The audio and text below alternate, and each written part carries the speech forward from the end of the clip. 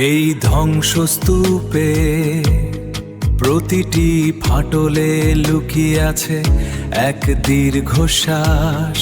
এখানে ভয়েরা কথা বলে, শোনো তোমার ভেতরের নিস্তব্ধতাতেও গল্প মানেই ভয়।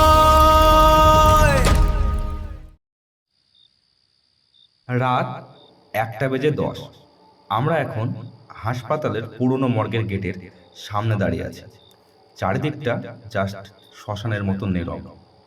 অনেক বলে উঠল, উফ ভাই রাহুল, বিপ্লব, চল না ফিরে যাই। আমার বুকের ভিতরটা কেমন করছে। এই জায়গাটা ভালো না রে। রাহুল তাচ্ছিল্য সুরে বলল, আরে থাম তো, এত ভীতু তুই?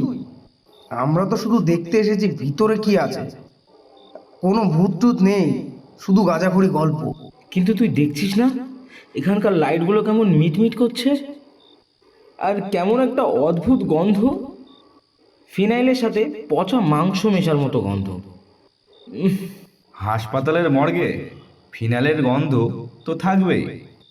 অনেক, ওটা মৃতদেহের পচন রোধ করার জন্য ব্যবহার করা হয়। আর লাইটগুলো পুরনো, ভোল্টেজ কম, তাই মিটমিট করছে। সব কিছুরই লজিক আছে। রাহুল উত্তেজিত স্বরে বলল, ওই দেখ, ওটাই মর্গের মেন দরজা, চ। অনেক বলল, ওরে বাবারে, দরজাটা এমনিতেই খুলে গেল। রাহুল, ভিতরে ঢুকিস না ভাই। রাহুল বলল, আরে বলদ, এমনিতে খুলেনি, আমি ধাক্কা দিয়েছি। আয় ভিতরে আয়। বিপ্লব, তো টর্চটা জ্বালা। বিপ্লব টর্চের আলো চারিদিকে ঘোরাতে ঘোরাতে বলল, উফ, গন্ধটা এখানে তো একেবারেই অসহ্য। দেখ রাহুল, চারিদিকে সারি সারি লোহার টেবিল, আর ওগুলোর ওপর সাদা কাপড়ে ঢাকানা। তোতলামো করতে করতে অনেক বলল, লাশ, সব লাশ ঢাকা দিয়া। ও বাবা গো, আমি আর পারছি না, আমি পালাবো। রাহুল বলল, কোথাও যাবি না তুই, আমাদের সঙ্গেই থাকবি। বিপ্লব, দেখ তো ওই কোণের টেবিলটা কি রাখা আছে। একটা পুরনো খাতা মনে হচ্ছে। বিপ্লব এগিয়ে গিয়ে খাতাটা খুলল। একটা পুরনো রেজিস্ট্রি খাতা।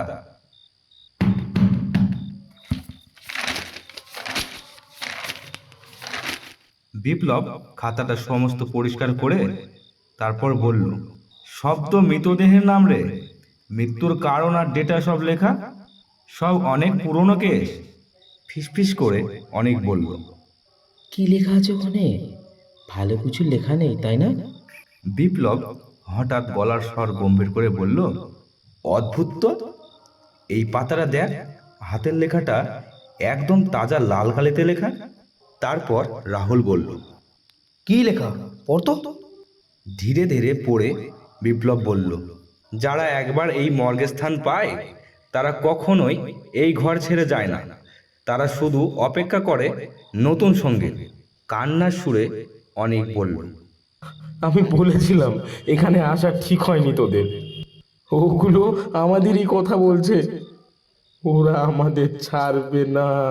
রাহুল একটু নার্ভাস কিন্তু সাহস সঞ্চয় করে বলে, আরে ধুর, কেউ মজা করছে। বিপ্লব, তুই এগুলো বিশ্বাস করিস? বিপ্লব জবাব দিল, বিশ্বাস অবিশ্বাসের কথা নয় রাহুল, কিন্তু এই লেখাটা একদমই নতুন। তার মানে আমাদের আগে কেউ এখানে এসেছিল বা এখনো আছে। সবাই একসাথে চমকে উঠল। হ্যাঁ, অনেক চিৎকার করে উঠে বলল, কে কে ওখানে? টর্চটা অনেকের হাত থেকে কেড়ে নিয়ে ওই কোণে আলো ফেলে রাহুল। তারপর বলে, কেউ ওখানে বেরিয়ে আসুন, আমি জানি আপনি ওখানে লুকিয়ে আছেন।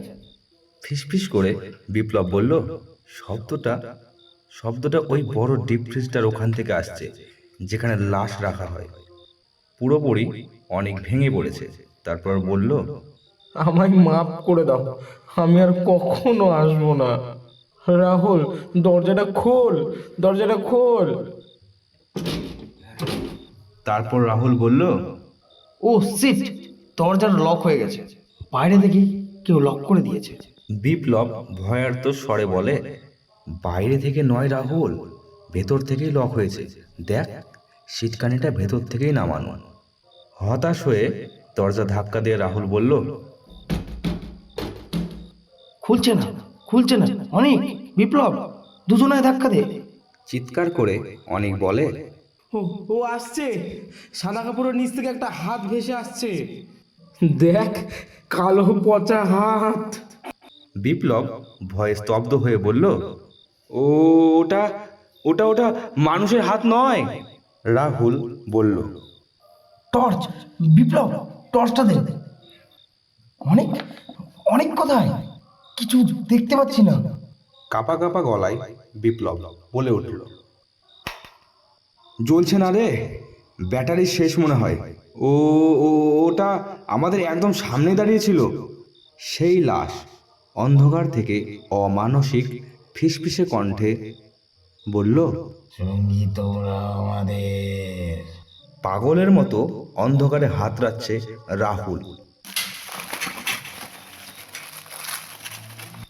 তারপর বলল, লোহার রডটা কুড়িয়ে নিয়ে অন্ধকার থেকে রাহুল বলল, না, দূর। হুস হুস, বিপ্লব পালা, দরজার দিকে যা। বিপ্লব চিৎকার করে বলল, দরজা তো বন্ধ রাহুল, অনেক অনেক নড়ছে না, ও মেঝেতেই পড়ে আছে। আলোতে চোখ ধাঁধিয়ে রাহুল বলল, আলো? ও দেখলো লাশটা ওর থেকে মাত্র 1 হাত দূরে দাঁড়িয়ে, আর হাত দুটো ওর গলা লক্ষ্য করে বাড়ানো। রাহুলকে টেনে সরিয়ে বিপ্লব বলল, রডে কাজ হবে না রাহুল, ওটা মৃত, ওই কফিনের দিকে দেখ। টলটলে আলোতে দেখা গেল মর্গের দেওয়ালে সারিতে থাকা বড় ডিপ ফ্রিজগুলোর মরচুয়ারি ক্যাবিনেট দরজাগুলো এক একটা করে নিজে থেকেই খুলে যাচ্ছে।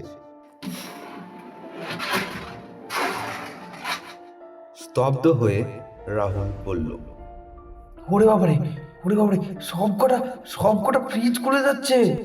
ভয়ে পাথর হয়ে বিপ্লব বলল, আর আর ওইগুলোর ভিতর থেকে কাপড়গুলো নড়ছে, সব কটা লাশ সব উঠেছে।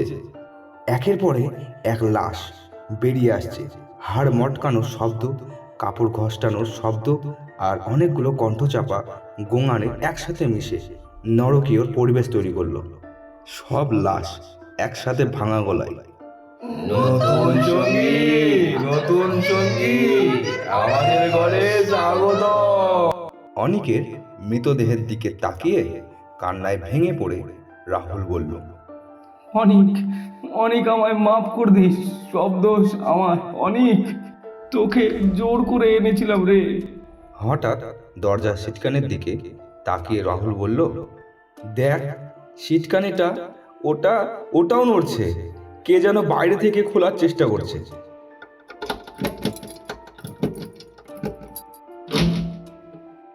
আশায় বুক বেঁধে রাহুল বলল, কেউ কেউ এসেছে, আমাদের বাঁচাও। বাইরের করিডরের আলো ঘরের ভিতর পড়ল। দরজায় দাঁড়িয়ে হাসপাতালের পুরনো নাইট গার্ড, হাতে একটা বড় টর্চ। টর্চের আলো ছেলেদের উপর ফেলে অবাক হয়ে নাইট গার্ড বলল, আরে তোমরা কারা? এই মাঝরাতে মর্গের ভিতরে কি করছো? গার্ডের দিকে দৌড়ে গিয়ে হাঁপাতে হাঁপাতে বলল, বাঁচান, আমাদের বাঁচান, ওগুলো সব জ্যান্ত হয়ে গেছে। অনেক, অনেক কেউ মেরে ফেলেছে। বিপ্লব রাহুলের পেছনে দৌড়ে এসে গার্ডের হাত ধরে বলল, গার্ড কাকা, গার্ড কাকা, তাড়াতাড়ি চলুন, লাশগুলো আমাদের তাড়া করছে। নাইট গার্ড ভুরু কুচকে টর্চের আলো ঘরের ভিতরে ফেলে বলল, কি বলছো পাগলের মতন? কোন লাশ? রাহুল আর বিপ্লব পেছনে ফিরল। করিডোরের আলোতে মর্গটা পুরোপুরি পরিষ্কার দেখা যাচ্ছে। সারি সারি লোহার টেবিল, সব কটা লাশ সাদা কাপড়ে ঢাকা, নিশ্চল পড়ে আছে। দেওয়ালের ডিপ ফ্রিজগুলো সব বন্ধ পড়ে আছে। কোথাও কোনো নড়াচড়া নেই, কোনো গোঙানি নেই। রাহুল অবিশ্বাস্য দৃষ্টিতে বলল, কিন্তু একটু আগে তো ওগুলো সব দাঁড়িয়ে ছিল। ওই যে ওই লাশটা আমাদের সঙ্গে কথা বলছিল। থতমত খেয়ে বিপ্লব বলল, আর আর আর অনেক অনেক কোথায়? ও তো এখানেই পড়েছিল। নাইট গার্ড তার টর্চের আলো মেঝেতে ফেলল। মেঝে ফাঁকা, অনেকের মৃতদেহ বা পাথর হয়ে যাওয়া শরীর কিছুই নেই। নাইট গার্ড বলল, তোমরা কি নেশা করেছো? এখানে কেউ নেই। আর এই মর্গ 1 সপ্তাহ ধরে তো বন্ধ, কোনো নতুন লাশ তো আসেনি। রাহুল পাগলের মতো হয়ে বলল, মিথ্যে, সব মিথ্যে। অনেক অনেক আমাদের সাথে এসেছিল, আমরা রেজিস্ট্রি খাতায় লেখা দেখেছি। ওই যে খাতাটা। রাহুল দৌড়ে গিয়ে পুরনো রেজিস্ট্রি খাতাটা তুলে নিল, ধুলোয় মাখা খাতা। রাহুল রেজিস্টারের পাতা উল্টে বলল, এই তো পাতা, এই পাতাতে লাল কালিতে। রাহুলের পাশে এসে বিপ্লব বলল, কি হলো রাহুল? পর পর। রাহুলের হাত থেকে খাতাটা পড়ে গেল, তারপর বলল, বিপ্লব, বিপ্লব দেখ। খাতার পাতায় লাল কালিতে লেখা ছিল, আজকের সঙ্গী রাহুল, বিপ্লব এবং অনিক। আর তার নিচেই আজকের ডেট দিয়ে 3 জনের মৃত্যুর কারণ লেখা, হৃদরোগে আক্রান্ত হয়ে মৃত্যু। বিপ্লব ফিসফিস করে বলে, 3 জনের মৃত্যুর কারণ আমরাও কি? নাইট গার্ড হঠাৎ একটা অদ্ভুত হাসি হাসল। করিডোরের আলোটা মিটমিট করে নিভে গেল। গার্ডের মুখটা অন্ধকারে ঢাকা পড়ে গেল, কিন্তু ওনার চোখটা হঠাৎ লাশগুলোর মতো সাদা হয়ে গেল, জ্বলতে শুরু করলো। নাইট গার্ড অমানসিক হাসি হেসে বলল, আমি তো বললাম তোমরা কোথাও যাবে না। রেজিস্ট্রির খাতায় নাম উঠে গেছে, এখন তোমরাও আমাদের। গার্ডের হাতের দুটো কালো লম্বা নখযুক্ত হয়ে রাহুল আর বিপ্লবের দিকে প্রসারিত হলো।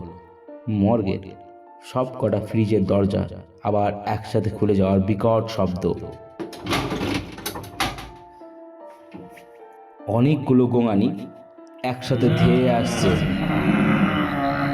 রাহুল আর বিপ্লব চূড়ান্ত চিৎকারের সাথে ফেটে পড়ল। আর হঠাৎ করে সবকিছু চুপ। ঝিঝে পোকার ডাক আর দূর থেকে কুকুরের কান্নার আওয়াজ ফিরে এলো।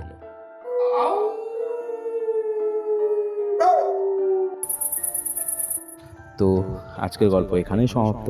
কেমন লাগলো শ্রোতা বন্ধুরা অবশ্যই জানিও কমেন্ট করে।